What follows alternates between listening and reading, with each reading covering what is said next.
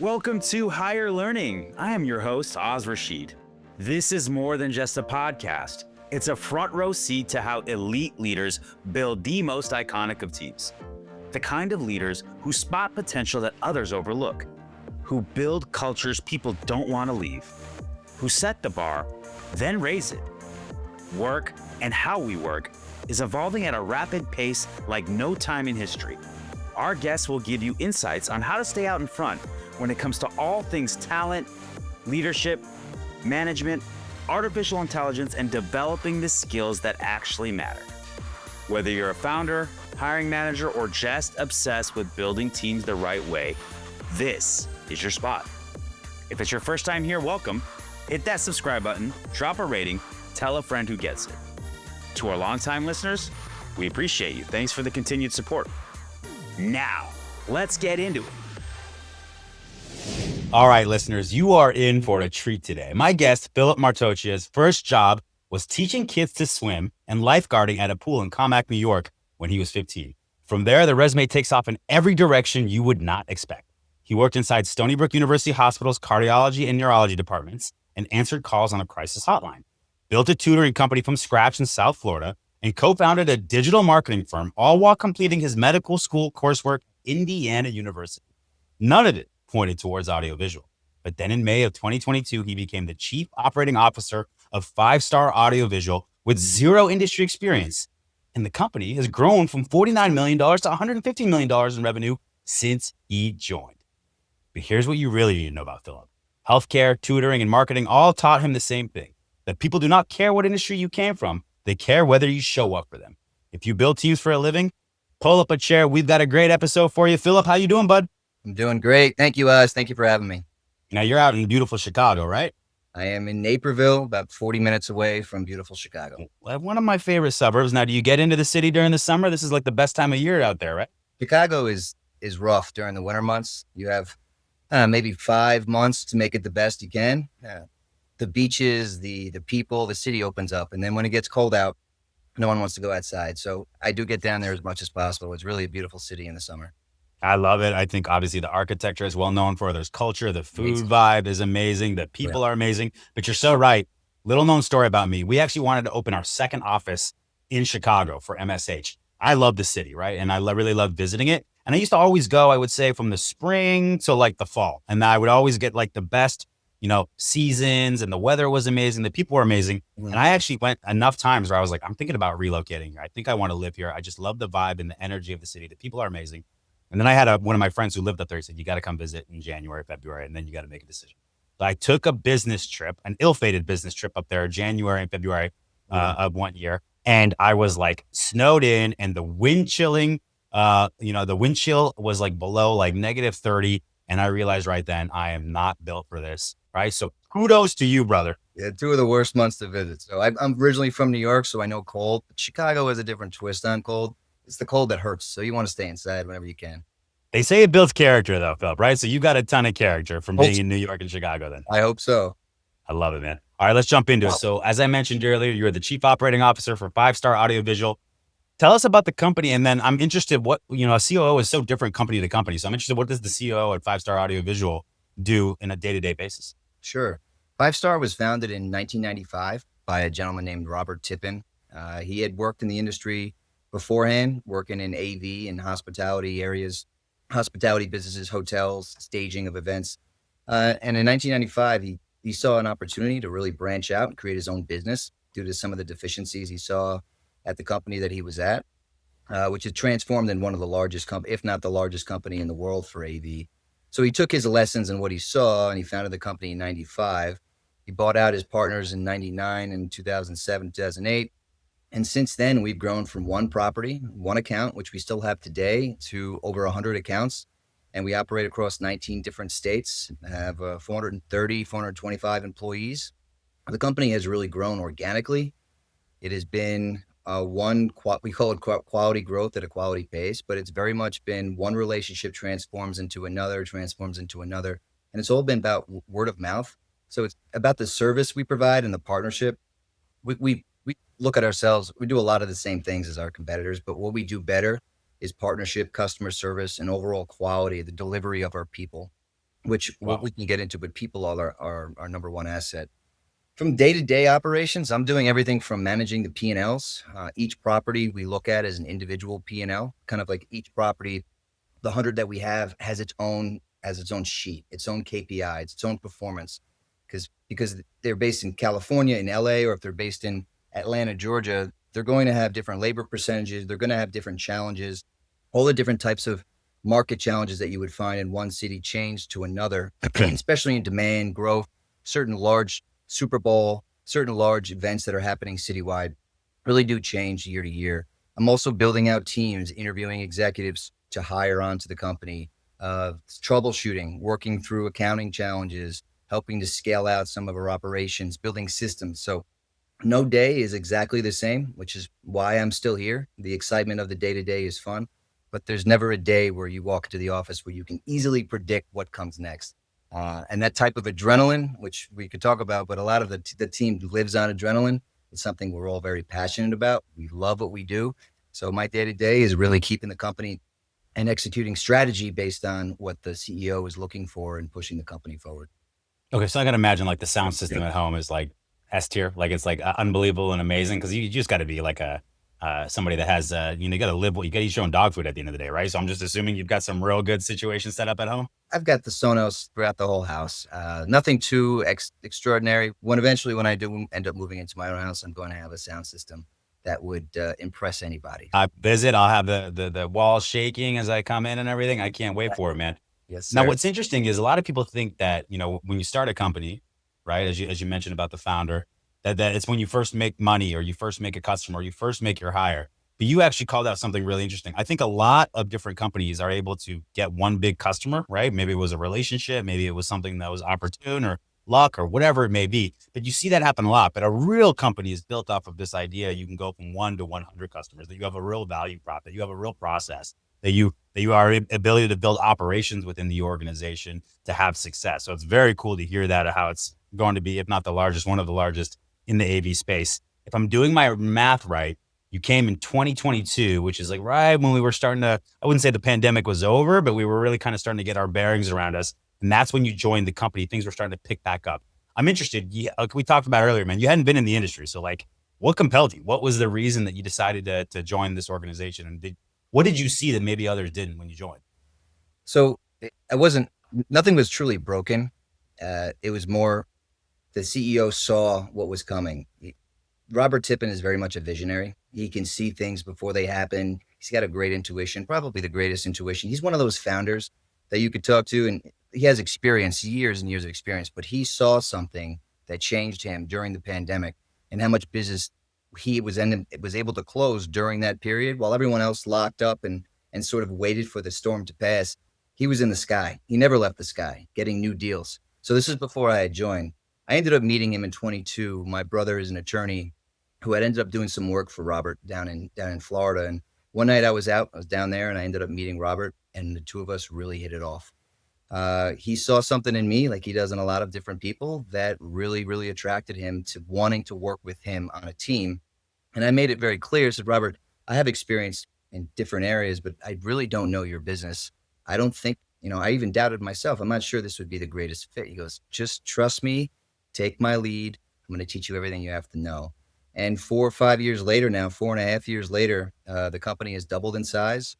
We've made great strides in really getting a larger share of the market. We've improved our people.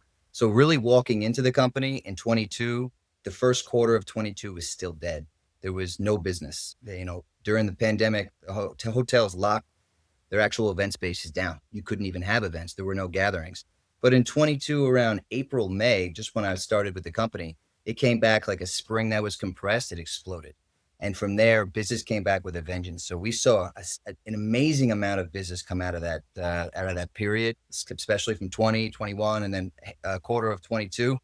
And from there, it was real. Robert was very much focused on, there is so much here to be done. We need to make sure we have the right people. We need to make sure we have the right people in the right seats, and we need to scale ourselves accordingly. So let's work on rebuilding the entire team. So him and I spent a lot of time together figuring out what was going to work moving forward. And as business started to really pile in, as he predicted, we realized that we had to make a lot of key changes at the director level, at the management level, in order to scale out effectively. And that's what we did together. Yeah, we'll get back to that in a second. One of the things that's really fascinating about your experience to me is that you just took such a circuitous route to get to where you're at, right? We talked about, not having the industry experience prior to joining, but you did tutoring, healthcare, digital marketing, commercial real estate. I'm just interested, how did these different industries and your experiences in them shape who you are as a CEO today and then being in the audiovisual space? Every job is a little bit different. And when I was young, when I was a teenager, I had been a competitive swimmer for a long time. A 7 to 14, 7 to 13, I swam across the Northeast in junior Olympics and zones, and I was competing at a high level for my age, for that age group. So I had this focus on a skill set. And when I was in high school, the day I got my working papers, my parents said, it's time for you to get a job. So I found a local swim school who accepted me. I was far more talented than a lot of the other teachers that were there, just based on my swimming experience. And I really enjoyed it. But that individual one-on-one teaching, as well as working with the parents, who were ultimately the ones who were paying, was all about service and delivering what you promised. So you would give them your word, what you would work on, and then you would work with the child. And then afterwards, you would explain to the parent on the progress. I really feel like that was the first experience. I'm holding lives in my hands, teaching them how to swim, and really giving them an essential lesson, essential skill that could save their life one day. And it felt like it was almost natural to have those conversations. I was always a big fan of teaching. It was always something that I felt I was at least good at. So from there, as I scaled into it, I had met somebody, one of the mothers of a child I was teaching was a doctor, and she eventually became my mentor. And it kind of pushed me through in high school. I wanted to become a physician, so I completed an internship with her, and then I went into the healthcare route, finished my years of schooling, then went back, ended up at the crisis hotline, where again I was communicating even more seriously with folks that were going through a litany of different different Issues, day-to-day challenges, problems, yeah. issues, everything. And eventually I went on to University of Michigan, where I completed my master's, and then went down to Florida. I built out this tutoring company, again, this one-on-one service, where I felt like other companies weren't delivering great customer service or actually doing what they were promising to do. And then from there, I just continued to follow the path towards medicine. I did a couple of years at Indiana University Medical School. And then from there, life took me in a different route, and I ended up getting involved with a couple of startups. And that's when I met Robert Tippin, the CEO and founder of Five-Star. I love that. I love that the through line is service and teaching and coaching and impact. So like you can see that through line now that you say it that way. But when you first looked at your resume, that's a story that needs to be told. And I think about that all the time in terms of, the resume and your LinkedIn profile are like, 10% of the story. What really is the story is how you got where and why. And then no matter what it looks like on paper, if you can bring that together and tell that story, then you're way more likely to get a great opportunity. And look, you got put into this role at a big company and kind of a big title and role, totally paid off for you. So that makes total sense. I appreciate you explaining that. I'm interested. You mentioned a little bit about kind of when you came in and what needed to happen and you working with Mr. Tipton so closely. So the company was at 49 million and then more than doubled up to 115 million currently. So when you first, what did you walk into? I know you mentioned that maybe things weren't broken, but I'm just interested. What was the environment when you got there in 2022? And then how did you kind of start to do, the assessment and implementation of what it now looks like today? So we furloughed. When I say we, I'll just talk in terms of the company. The company furloughed most of all of its, if not all of its employees during the pandemic. There was just no work. Our receivables went down to nearly nothing. So the owner could not afford to keep these associates, our people that were driving so much of it and were so important, on payroll. So it was really hard for him and the company to have to temporarily part ways. No one knew when it was going to be over. So when it started to actually come back in 22, and it was incremental in the first quarter, it was still absent. It was really not much there. But when it exploded back in the April, May area, the months of 22, we hired a lot of people back very quickly. And I think a lot of industry folks, fantastic people, hardworking, ended up seeing the vulnerability of the industry and either burnt out against that vulnerability, or they were coming back into a company that had kind of changed, not fundamentally, right? Our fundamentals, our culture is the reason we're so successful. And the 49 million speaks to that. The company was successful. It had a track record and a trajectory that was fantastic. But what we really needed was we needed the right personalities to scale that out. They were right for the time, but they weren't right for where we are today. So addressing that, we kind of went through, and it took me a little while. The first year I worked remotely, which I didn't like. But eventually my boss and I had a conversation. It's time for you to move up to the office. And our office is based here in Chicagoland area. It's time for you to move up to the office so you can get a really close look at what's going on. And that's when the change and the impact started to happen. I was in the day-to-day, I was in the trenches every day, and we were really starting to focus on, well, how is this department responding to the field? And is it the right way? Could we do something better? Could we start to build out a team with better response, better customer service, better understanding of systems? Each director was in charge of their own organization, right? HR was directing their own department. You had our integration system, that was our integration department, that was in charge of their own, our HR, our strategy, or our warehouse assets and facilities. So we needed to look at the people we had. And there were a lot of great people that were just not in the right place. So as we built this out and we went along, the mentality was, you can't scale heroics. Adrenaline is, you can only go so far with adrenaline. You can only stay up late and help save a project or push something forward so many times before that leads to burnout. So we wanted to create a road that didn't require a stuntman, right? We didn't want to have to create a system where you needed to really put on your helmet and, jacket and get ready to drive a road that really wasn't built. We built the road. We built out the processes. We hired the right people with the right attitude. And we all are adrenaline junkies. We live and die by these day-to-day moments. We really enjoy what we do. But the biggest thing was keeping the culture consistent and hiring for the ownership mentality. We wanted people who actually looked at the outcome of something they were doing as it was almost their responsibility to make sure it got there. They were taking accountability for everything that was happening. And that's when the company really started to scale out at the right pace. So once we got the right people in the right seats, the rest was just automated. I really love what you said there. You can't scale heroics. That was something that my company ran into a few years ago. We had grown to a pretty significant size, but to your point, a lot of it was happening based on scrappiness or individual talent or somebody going above and beyond. But that's not scalable. That's not process. That's not, a flow that, that it can have somebody be gone for a couple of weeks and you keep humming, right? That's what a great COO does. Major shout out to my CRO who did the same thing for us. And now your trajectory just completely changes because it's not about talent. It's about processes and execution and accountability, and then tying incentive to that. So that's incredible. And I'm glad you talked about that. Mm-hmm. What, during this time in transition, what was kind of like the hardest aspect of it, or what was, what took the most time in terms of getting it to this road that you paved that you were talking? I think was finding the right people. And I think that's something that a lot of companies struggle with, and looking for somebody. Like, we want leaders who own outcomes, not just responsibilities. We want people who look at their day-to-day as, I can take control of this. I'm a big believer of hiring the right people, giving them the right pay, and letting them do their thing. And of course, micromanaging is not something that I like to do, but I do like to keep my finger on the pulse of all the departments. But my relationship with everybody that leads the department is very strong.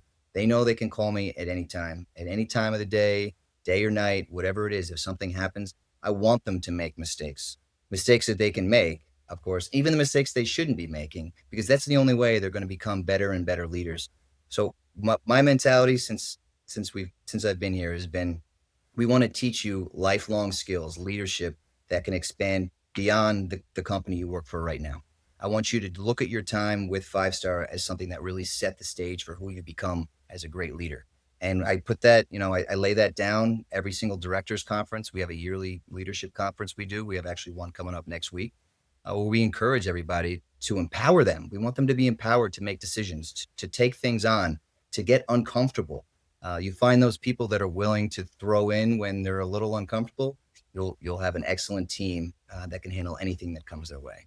Finding the right talent for your team doesn't have to be a struggle. Meet Aon Hire, the world's first hiring experience management platform designed to transform the way you hire. Powered by AI, Aon Hire takes the hassle out of every step in the process. From smart resume analysis to customized interview questions, it saves you time, money, and effort. Plus, with real-time insights from every interview, you can quickly identify top candidates, reduce turnover, and stay on budget. And forget about note-taking, Aon Hire takes care of that for you. Ready to revolutionize your hiring process? Visit aonhire.com and get started today. I got a little bit of a hot take here, so let me pontificate for a second. I actually think that micromanagement is a lot less prevalent than most people would have you think. And here's what I mean by that. There are probably some control freaks out there, right? I get it. And especially when you look at founders and entrepreneurs, sometimes it's their baby. And so it's hard to give up the reins. Okay. But the vast majority of the time, right, there's something missing there in terms of benefit of the doubt, experience, trust.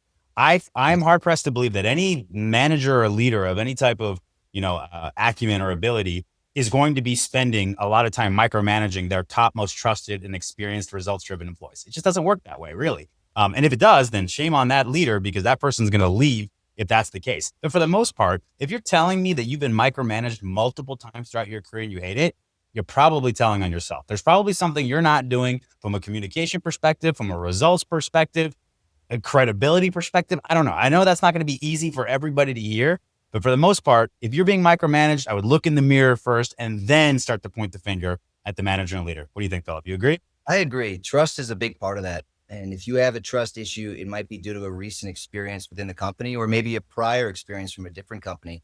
But if you're hiring people you can't trust and you have to really keep your eye on them, even when they're not looking, you're going to run into a little bit of trouble. So you really want to manage them in a way that you're not looking at everything they're doing. You're just looking at the outcomes of the department. 100%. And I think there's leaders that hire poorly, right? Or they don't do a good job enough of communicating and preparing people, and then they wonder why they have to get involved. That is absolutely true. But I will also say that most of the time, if you're being micromanaged, you don't have the benefit of the doubt. And what you should do is look around and see if there's other people on the team that feel the same way, right? Of all different levels of stature and experience, right? And then if I'm an employee, I'm going to my manager. I'm saying, hey, listen, I've noticed you've been kind of on top of me for the last 6 months on these different projects. I'm interested. What am I doing that's not earning your trust? What can I do to kind of move on from this? Anyway, not that this is a therapy chair, but I just wanted to point that out because you brought up the micromanagement. I think it's something that, I've seen a lot in my career. And it's something that maybe I had to work on too, but like, I will tell you, my top employees that are trusted, like I'm not even looking at what they're doing most of the time. I'm letting them run. And if I'm having to get involved, probably because there's some disconnect there. That's all I'd say. So last thing I want to ask you before we get into the hiring stuff, what lessons would you share from the experience, man? Like if somebody is, coming into a similar type role, or they're getting ready to build a scalable, repeatable revenue stream as a COO, what would you tell them? And then maybe if you look back, is there anything you would have done differently, starting back in 2022, looking back now that you learned a lesson from? I'd say patience is one. There were times over the last 4 years where we were going through heavy reorganization, really, really trying to change our people from their direction and guidance. Sometimes you talk about micromanagement. If you're too helpful, you can also create dependency. And that's an issue. That's a bottleneck, right? So basically looking back at it all, if I had to change anything, I'd say I would have cut the cord on some employees. And I mean to state it like that, but I would have terminated earlier and quicker based on not trying to give a person too many chances. It's not the person, it's the placement and if they're in the right seat or not. So looking back on it, I think I would look at people a little more independently in the beginning. I think I had an issue with the trust piece because in 22, when I had joined, I was taking on everything because that's the type of world that we were in at the time. And then as we slowly hired and delegated out, I gave a little bit too much leeway to people and it created issues later on down the road. So if I had to look at it all, I would probably change a little bit of the pace of hire or term. I was the CEO of my company for the first 8 years before I moved up into the CEO role. And that was a lesson I had to learn too. And I don't want this to come across callous because I would say the reverse is true too. If you're an individual working at a company where you don't feel purpose in your work, you don't feel challenged in your work, you feel stuck, you don't feel like you're working with other talented people that are making you better, you don't have a manager or leader that values you, then you should probably go look for another company and job. That's just the case. And the other side of that is true too. And you're right. As a leader, when you have power, if you're responsible about it, you want to wield it properly. You don't want to be somebody that is reactionary or emotional. And by the way, you hired people, so you probably saw something in them that makes you want to give the benefit of the doubt. But you are not doing anybody any favors when you're holding on to people that you know aren't going to work, or that you're hopeful that if this and this and this happens, it could work out. The more and more I've gone throughout my career, you want to hire slowly and fire or let go fast. And again, I don't look at that as something that you're doing personally to hurt somebody. you're actually hurting somebody if you keep them in a role that they don't have a chance to succeed at. We all deserve to work for people and with people in jobs that we can love. And if you're not in that situation, right, maybe you have a downturn or maybe it's a tough run for a couple months. That happens. Like, let me be clear. But if it's a long, extended type thing, then I think both incumbent on the individual and the manager to make those hard decisions. And I agree with you.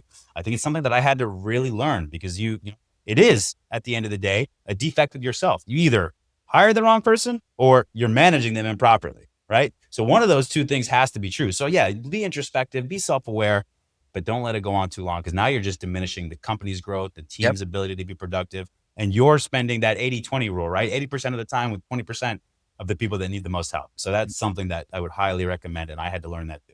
Agreed. It's all about ego. You can't let your ego get involved. You hire somebody, you take it personal, and then you wait too long to make a change because you're worried about you made the wrong decision. You just have to throw that. I had to learn all that too. I took everything more personal than I should have because it's your baby. It's your company. You want to do right. You're trying to do the right thing. But at the end of the day, it's business. You have to do the right thing for the republic, not the individual. That was something I had to learn. And now I know that well, and it's made me a better leader and our company a better place to work. All right, my man, let's talk about the hiring because hiring is what pays the bills here at the Old Hire Learning Podcast. I want to start here. What's one hiring opinion you have that maybe most leaders would disagree with, or maybe a philosophy you have that you think is unique to yourself? I made it an effort now with any leadership position that's hired within the company, I have to interview them as the final. So I end up jumping on a lot more interviews than I think a lot of people in my position. I see the ground. I try to spend as much time on the ground so I know the decisions and how they impact both the people and the business. So I take for any leadership role, any director role that's running one of our hotels, I want to interview with them before they get on. I want to make sure that they're a culture fit. I want to make sure that they're the right fit for the hotel because I get very close with hotels before they eventually transition and open under Five Star's leadership.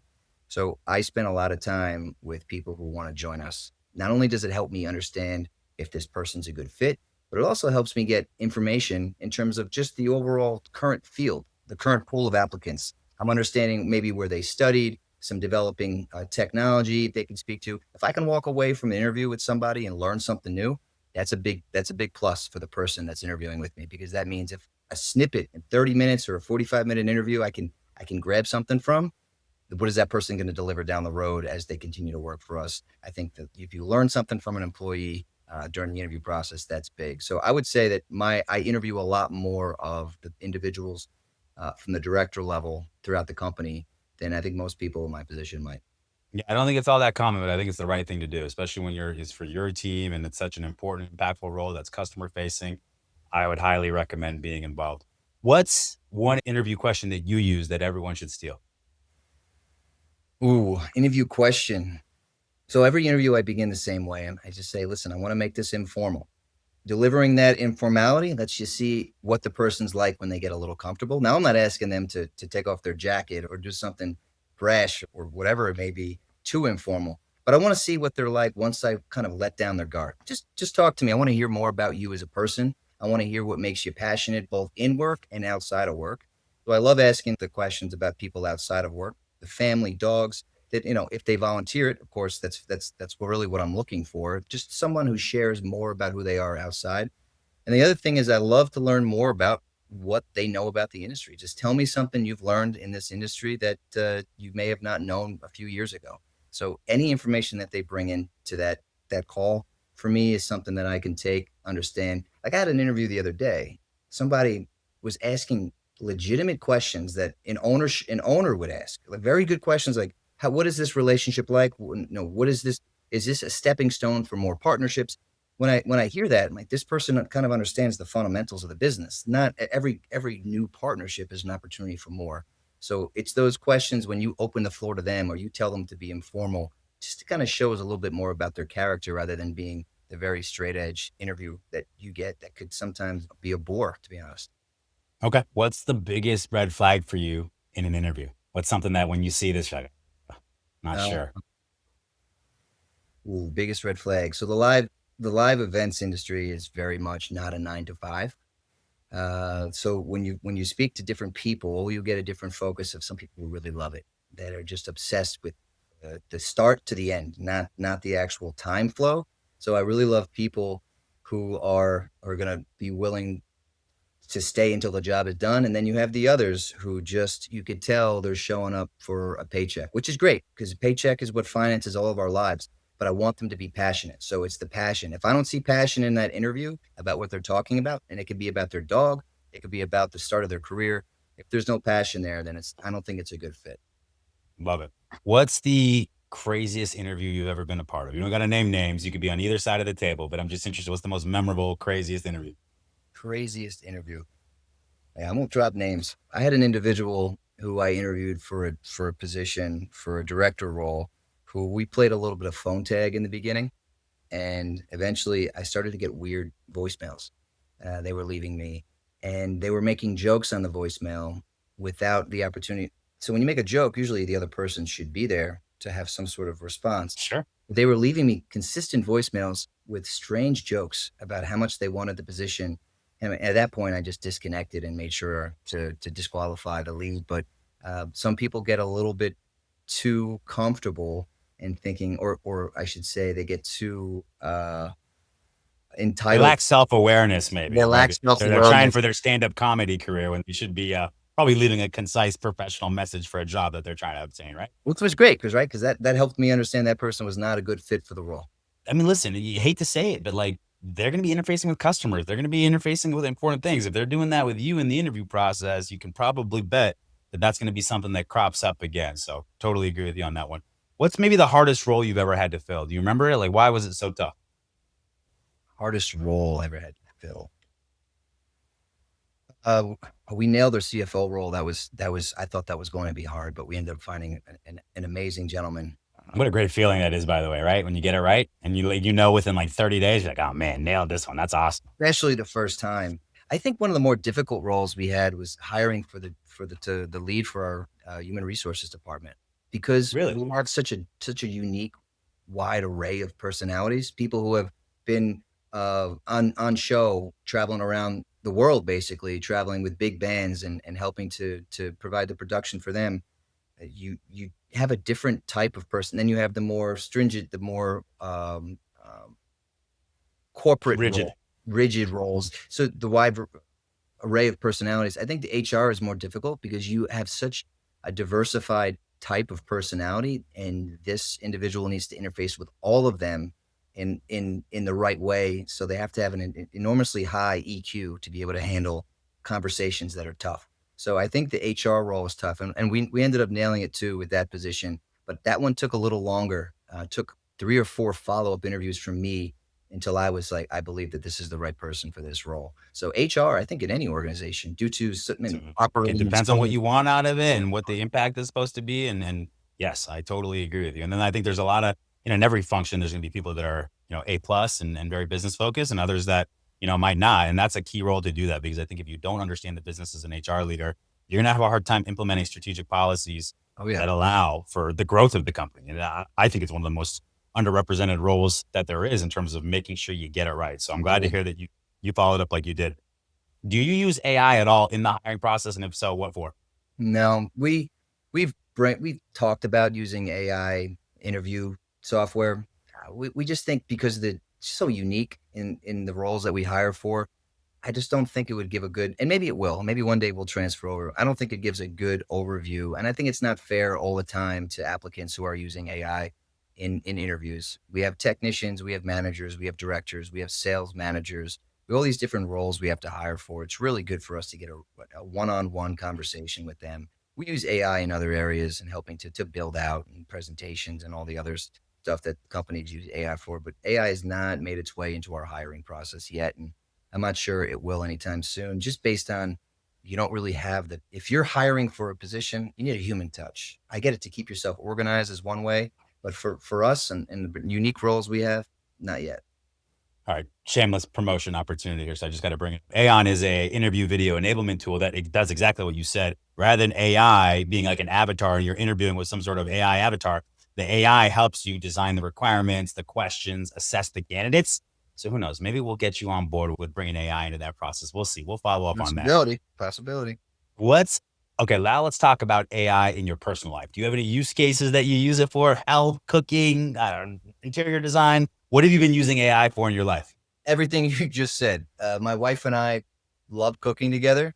She uses a lot for recipes, health, building out different types of exercise routines. We both take exercise very seriously. So if we want to put on like a 6-week either diet or exercise routine, including cardio and weightlifting, it's fantastic. I mean, AI has transformed all of our lives. It makes things so much easier on a day to day. But from everything from exercise to cooking, when we had a couch, we were looking at couches, we took pictures of the room and had the couch inside the room. So we do all those use cases and many more when there's some topic that I don't understand and I'm in the car on the way to work. My commute's 11 minutes, so I have to really get it in there. But if I'm preparing for something, I'll throw it on voice and I'll have a conversation and I'll learn something on the way to work because it's going to help my day out. So I do use it whenever I have the opportunity to do so. I love it. And before this, I was thinking about how many times I'd used AI today since I woke up, and it was like 50 plus times for all different use cases. I was cooking last night and I have a meat thermometer with an app, and I was using what's the perfect temp and what do I want to do to get the best sear. I use it from my own health perspective, and certainly I use it a lot for work. So totally appreciate you sharing that. I love that. All right. What about a book, movie, or podcast that changed the way you think in the last year? Book, movie, or podcast? I really like the book Built to Last. Have you heard of it? Oh, I have it behind me, I think. Yeah, I love that book. I have it here on my desk, actually. I really love the stories. A lot of it's, you don't realize it, but how many companies have started and doing what they do today wasn't what they were doing many years ago. Just the goal was to just get something started. Just start anywhere. It doesn't have to be what ends up being, what makes you money, but just start learning your lessons. Get punched every now and then and realize what it's like to go through some adversity. So Built to Last is a great book that covers a lot of lessons. I also am a big fan of Meditations, Marcus Aurelius, his private I got writing. that one too. Where's that? I'm That's looking around because I got all these different bookcases, so I have to find out where I have them. I got Meditations, I think, right here. I got this one. How to Be a Stoic. Highly recommend. Okay. Marcus Aurelius and his teachings. Built to Last is great. I think they talk a lot about some of the less recognized companies and what they built in terms of kind of becoming these sustainable brands and monoliths that maybe you haven't always heard about, right? They did whatever the industry, right, that they're built to last, right? So no pun intended. So that is a great book, great recommendation. I appreciate you bringing that up. Last question, then we're going to go to our lightning round. If you could hand your 20-year-old self one lesson from your career that you didn't know then, but you know now, what would it be? Oh, don't focus on the little things. I've beat myself up so many times over the littlest thing, just conversations or not thinking I put myself in the best light. I spent a lot of time when I was in my 20s thinking that the world thought about me more than it did. And that was a big mistake because the world only cares about your output and you don't have to focus on every little interaction, every person in the elevator that you ran into or the person in the supermarket. Just focus on yourself. And you can't control other people. Only thing you can control is your reaction to it. So I would say, don't stop stressing over the little things. It's great advice. One that many people listening, I'm sure, can take advice on and implement in their life. All right. I want to do the lightning round. Now, Sure. You grew up in New York. You lived in South Florida for how long? I have a place down there. I still travel there, but I did live full time 2015 to 2017, 2 years. 2 years, and then we got Chicago. So we're going to give you 3 options for each of these questions. You tell me which city is the best at this, okay? Okay. Best food scene. New York, hands down. Hands down. You got to explain yourself because I would say Chicago. Go ahead. Okay. Chicago has great food. Don't get me wrong, but the amount of options, I think I looked at it recently. The amount of options within New York was some staggering number of restaurants. Any neighborhood you want to go to, no matter where it is, you'll find a gem somewhere on a corner that may have the lights out that you don't even know it's open or not. And their food will blow away any corporate chain, anything else in the world. So when it comes to food, in terms of culture and diversity, there's no better spot than New York City. And that's from All right. I love it. From south to north to south. I love it. All right. Friendliest people. Midwest. I'd say the Okay. Midwest. Chicago? Chicago. People are a lot more friendly here. Yeah, definitely the right attitude, very welcoming, hospitality is high. New York is a little more rough, and that's their way of hospitality. But in terms of friendliness, definitely Chicago. All right. Best place to be as a young professional. Oh man, if you have the ability to contain yourself and behave, South Florida, Miami, Fort Lauderdale is a blast. But you have to make sure you have the right kind of money to survive, as well as if you want to have fun, it's going to come at a cost. So if you can make it in South Florida, highly recommend that place to be somewhere where you spend your 20s and 30s. You can't beat every day. The beach is available. That's Broward Boulevard right there, baby. Right off of Las Olas here in Fort Lauderdale. So we Perfect. are right there. And you are absolutely spot on about that. All right, best sports scene. New York. I'm a big Yankees fan. Big New York Rangers, Knicks, which thank God, they were to pull that off. Amazing, So, amazing run. What if you had to pick one team to win a championship? It might have been the Knicks up until 2 months ago, but who would be your top team to win a championship? I want to see the Yankees take it home again. I grew up in the 90s, so watching the 90s baseball with the Yankees always on top. I was spoiled. I remember turning off the TV after they won with my dad every time, 3 or 4 times, and it was just like, wow, they did it again. So I'd love to be able to relive the Yankees' greatness again and see them build a dynasty. I gotta tell you, unfortunately or fortunately, I'm a big Arizona everything fan. Diamondbacks 2001. I'm sure you remember that. That was like a predestined Yankees win. One of the only championships I have in my life. So not to bring up any old wounds or anything like that, but really enjoyed that. Yankees, obviously growing up, they were the best baseball franchise, especially in the 90s with everything that they did. All right, last question. Sure. Deep dish pizza. Is it pizza or is it something else? It's more of a meal. New York pizza is the only pizza I recognize. Deep dish is nice, but I do it once every few months. It's nice to have, but it's too heavy. I need a no flop, thin crust pizza with just plain cheese. And that's the way to go. True New Yorker coming out right here. All right. So Giordano's or Lou Malnati's? Ooh, usually do Giordano's. That's where I usually. Okay. And then I want to ask, because Chicago has some famous things. So an Italian beef, hot dog, deep dish. What are you going with? Ooh. Although I don't respect the deep dish as much as I do the New York, I think any form of pizza will win my heart over every single time. So pizza all day. I love it. All right, Phil. I appreciate you spending a little time with me, man. I'm glad we got to learn a little bit more about you. Amazing success at Five-Star AudioVisual. Wishing you the best. Looking forward to meeting in person either next time I'm in Chicago or when you're down here in South Florida. We'll get together, grab a drink. Amazing. Thank you, Oz. Appreciate your time. All right, Philip. Have a good one.